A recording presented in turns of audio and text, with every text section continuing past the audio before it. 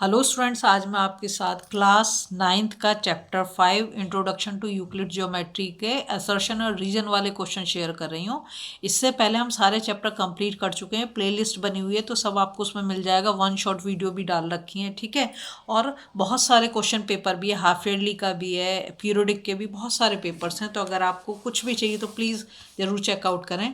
देखो question number 1 क्या दे रखा है, असर्शन ए दे रखा है every line segment has unique mid point. बिल्कुल सही है, ये एकदम ट्रू एसेट, ठीक है।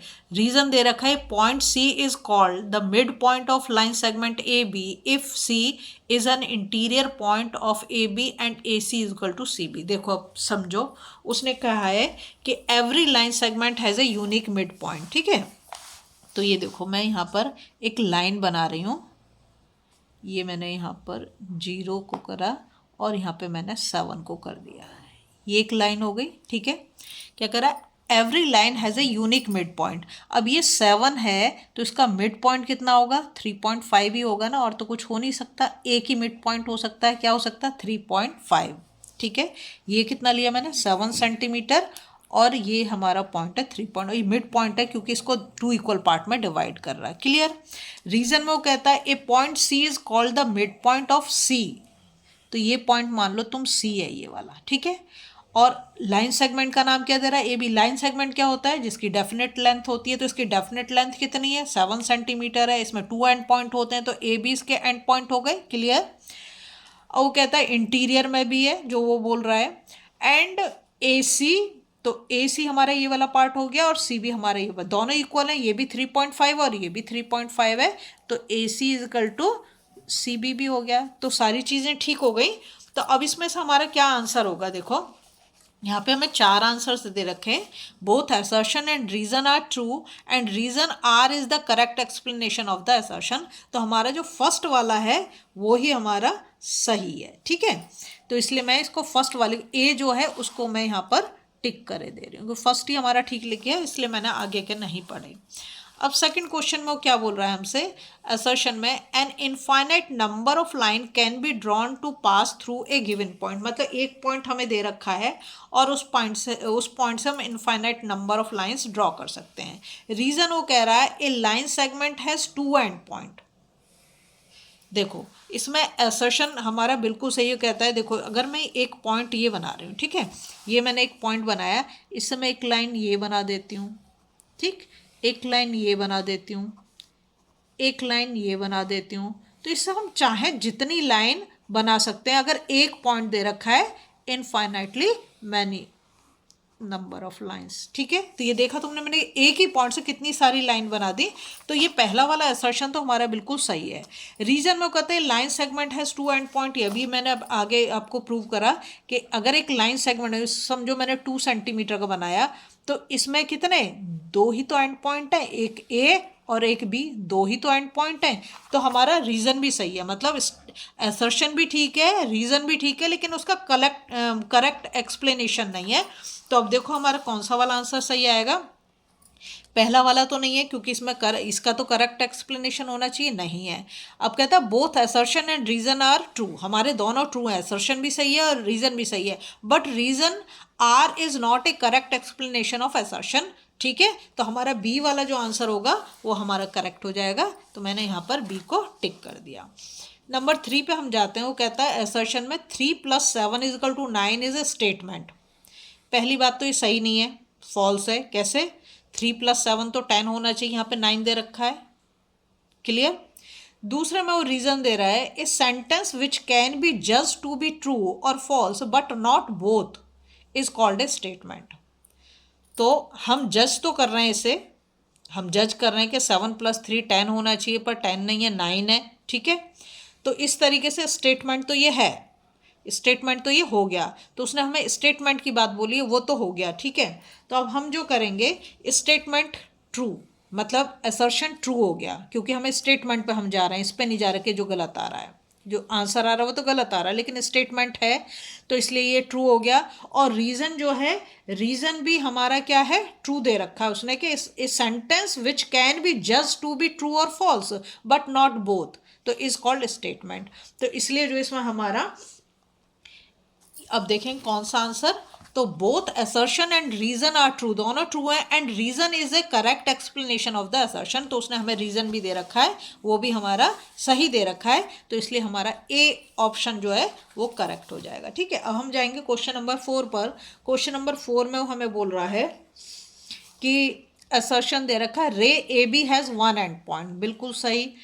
ठीक है, पॉइंट ए, और रीजन में दे रहा है line segment A B has two end points A and B. अब देखो समझो, तो रे, अगर मैं एक रे बना रही हूँ, ऐसे बनाए मैंने ये और ये, इसमें एक एंड पॉइंट है सिर्फ ये ए, और ये हमारा हो गया बी। ठीक है, ये तो मैंने रे बना दी, ए बी रे बना दी, इसमें कितना एंड पॉइंट है, एक ही एंड पॉइंट है, तो हमारा असर्शन तो हो गया ठीक। अब वो कहता है line segment A B has two end point, बिल्कुल सही, अभी मैंने दिखाया यहाँ पर कि ए बी एक लाइन सेगमेंट है, उसमें दो एंड पॉइंट होंगे।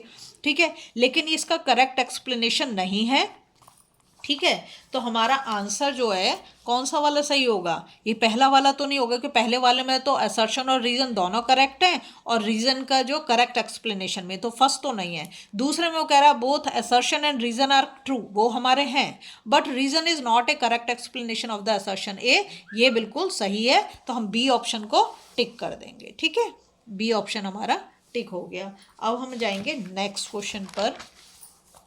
यहाँ पर देखो, यहाँ दे रखा है question number 5, a circle is a rectilinear figure, ये बिल्कुल गलत है। आपको पता है कि लाइट प्रोपोगेट करती है, रेक्टिलिनियर प्रोपोगेशन करती है, कि इसमें लाइट में होता है कि वो सीधी जाती है, लाइट कैसे जाती है, सीधी चलती है, अगर कहीं भी ऑब्स्टेकल आ गया तो वहाँ से क्या होगी, मुड़ जाएगी, है ना, बेंट हो जाएगी, तो इसलिए ये बात तो बिल्कुल गलत है। क्या बोल रहा है, circle is a rectilinear figure, तो भाई वो तो लाइन सेगमेंट तो बनता नहीं है, तो इसलिए ये तो असर्शन तो हमारा क्या हो गया, रॉन्ग हो गया। ठीक है, अब वो कहता है कि a figure formed of line segment only is called a rectilinear figure, ये बिल्कुल सही है, रीजन जो है, रीजन उसने करेक्ट दिया है हमें। ठीक है, अब हम इसमें से देखेंगे कि हमारा कौन सा ऑप्शन जो है ठीक हो जाएगा। पहले में दोनों both assertion and reason are true and reason is the correct explanation of the assertion, तो ये तो नहीं है, ये तो नहीं है। ठीक है, बी में देखो both assertion and reason are true but reason is not a correct explanation of the, ये भी नहीं है। असर्शन ए इज ट्रू, तो असर्शन तो हमारा रॉन्ग हो रहा है, तो ये तो फॉल्स है, ये तो होगा नहीं। फिर assertion A is false and reason is true, तो डी ऑप्शन हमारा करेक्ट है इसमें, फोर्थ वाला। ठीक है, तो इसलिए हम इसको डी को टिक कर देंगे। देखो सर्कल जो बनता है, सर्कल कैसे बनता है, ऐसा बनता है ना, कर्व सरफेस होती है, सीधी सरफेस तो मतलब फ्लैट तो है नहीं वो, तो इसलिए रेक्टिलिनियर तो क्या, सीधा सीधा जो जाएगा वो रेक्टिलिनियर है, तो इसलिए। अब आया क्वेश्चन नंबर 6 में क्या कहता है, Euclidean geometry is valid only for curve surface, तो ये असर्शन तो इसमें क्या हो गया, रॉन्ग हो गया। ठीक है, असर्शन इसमें रॉन्ग हो गया। दूसरा वो कहता है reason the things which are double of the same thing are equal to one another, ये वाला ठीक है, रीजन सही है, लेकिन जो असर्शन है वो गलत है। अब देखो इसमें हमारा कौन सा वाला होगा, अच्छा मैं तुम्हें दिखा भी देती हूँ। उसने कहा है Euclidean geometry is valid for curve surface, तो नहीं, ये तो रॉन्ग है। ठीक है, जो हमने उसमें एक्सियोम वगैरह पढ़े उसमें ये नहीं है। दूसरा कहता था things which are double of the same thing are equal to one another, देखो जैसे मैंने ये 15 सेंटीमीटर का स्केल लिया और ये भी मैंने 15 सेंटीमीटर का स्केल लिया, तो दोनों इक्वल हैं कि नहीं है, दोनों इक्वल है ना, दोनों की लेंथ सेम है, तो इससे हम ये प्रूव कर सकते हैं। तो इसमें हमारा जो डी ऑप्शन है वो हमारा सही हो जाएगा, क्योंकि यहाँ पर क्या दे रखा है, असर्शन इज रॉन्ग मतलब false and reason is true. ठीक है, तो इसलिए हमारा ये डी वाला करेक्ट हो जाएगा। नेक्स्ट जाते क्वेश्चन नंबर 7 पे, वो कहता है assertion self evident true statements are called axiom. हमने दो चीज़ पढ़ी इसमें, एक तो एक्सियोम और एक पोस्टुलेट पढ़े थे। तो हमारी जो थ्योरम होती है उसे तो हमें प्रूव करने की ज़रूरत पड़ती है। ठीक है, एक्सियोम को हमें प्रूव करने की ज़रूरत नहीं होती है। ठीक, तो ये हमारा स्टेटमेंट तो ट्रू हो गया, self evident true statement are called axiom, बिल्कुल ठीक है। रीजन में वो कहता है statement whose truth can be logically establish are called the theorem, ये भी बिल्कुल सही है ना। तो असर्शन भी सही है, रीजन भी सही है, लेकिन ये इसका करेक्ट एक्सप्लेनेशन नहीं है। ठीक है, इसका करेक्ट एक्सप्लेनेशन नहीं है, तो फिर अब हम क्या करेंगे, क्वेश्चन नंबर 7 में, तो हमारा कौन सा वाला सही हो जाएगा? तो हमारा ये हो गया बी वाला, both assertion and reason are true. क्या बोल रहा है? Both assertion and reason are true but reason is not a correct explanation of assertion. तो बी ऑप्शन हमारा ठीक हो जाएगा। ठीक है, अब आया हमारा next question number 8। Question number 8 में क्या दे रहा है? असर्शन में everything equal to itself, everything equal to itself. तो ये तो हमारी सही बात है ना, क्योंकि हर एक चीज़, जैसे अभी मैंने एक स्केल को स्केल के बराबर दिखाया, दोनों की लेंथ सेम थी, तो दोनों कैसे हैं? इक्वल है। अब है मतलब इसी स्केल का एकदम डुप्लीकेट बना दिया जाए तो वो उसके इक्वल ही होगा। अब है things which coincide with one another are equal to one another. तो ये भी सही है कि एक ही जैसी चीज़, अगर हम एक ही जैसी दो चीज़ ले लें तो एक दूसरे को क्या करेंगे? कोइंसाइड करेंगे। कोइंसाइड का मतलब क्या है? सुपर इम्पोज करेंगे। अगर हम ऊपर से दो एक जैसी चीज़ों को रख दें तो हमें नीचे वाली चीज़ दिखाई नहीं देगी, है ना। हम उसमें करते थे किसमें, क्या कहते हैं, कॉन्ग्रुएंस में, है ना। तो ये हमारे असर्शन भी ठीक है और रीज़न भी ठीक है, तो और इसका करेक्ट एक्सप्लेनेशन भी है। तो हमारा कौन सा स्टेटमेंट सही हो जाएगा? Both assertion and reason are true and reason is the correct explanation of the assertion. तो हमारा ए ऑप्शन जो इसमें करेक्ट हो जाएगा। ठीक है, अब हम जाएंगे नेक्स्ट क्वेश्चन पर।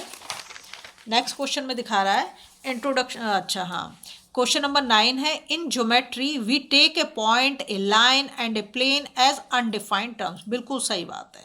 ठीक है, क्या बोला? In geometry we take a point, line and a plane as undefined term. ये बिल्कुल सही बात है। इसके बाद जो है वो कहता है Euclidean geometry is valid for curve surface. ये तो गलत है, तो सबके लिए है ना, सिर्फ कर्व सरफेस तो नहीं है, सिर्फ कर्व सरफेस को तो वो नहीं कर रही है ना। ठीक है, तो अब इसमें हमारा कौन सा वाला ऑप्शन ठीक होगा? देखो यहाँ पे दे रखा है both assertion and reason are true. ऐसा तो नहीं है। Both assertion and reason are true but reason is not the correct. ये भी नहीं है। यहाँ दे रखा assertion is true and reason is false. तो हमारा सी ऑप्शन जो है वो हमारा ठीक हो जाएगा। तो हमारा ये वाला, अगर आपको वीडियो पसंद आ रही है प्लीज़ लाइक शेयर सब्सक्राइब कर दें, फॉलो जरूर करें।